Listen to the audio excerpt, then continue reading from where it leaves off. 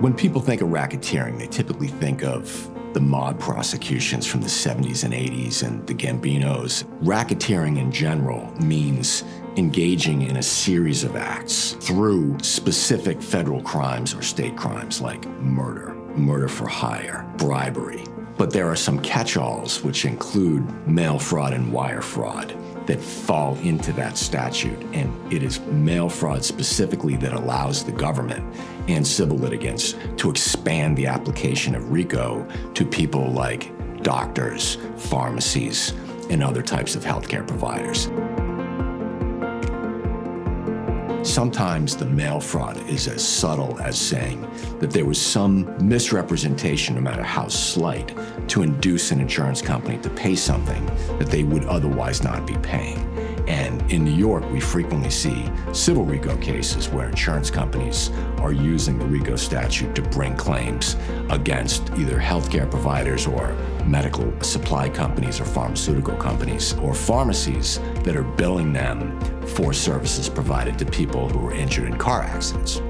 One of the main bases for these claims is that the medical providers are not in compliance with local and state licensing laws. The insurance company, they take the position that had we known that, we wouldn't have paid this bill. The fact that we did, that we relied on your representation as the owner of this company in the submission of the bill, in our mind, is fraudulent. So you defrauded us by submitting the bill in the first instance. If you do it enough times, which obviously every bill that gets submitted contains the same representation, the insurance company comes back and says that you've engaged in a pattern of racketeering activity through mailing us, the insurance company, these bills day after day, week after week, month after month. They've been wildly successful with that.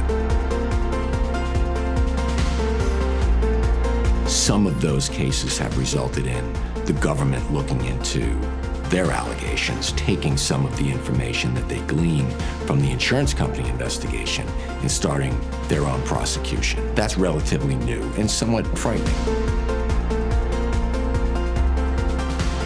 A good practitioner and a wise client should understand the contours and dynamics of the industry in which they're operating. And today, in the healthcare space throughout the United States, a civil problem has a tendency to become a criminal problem if it's in the right forum, if it has the right amount of public access, and you're being accused of things that amount to federal crimes.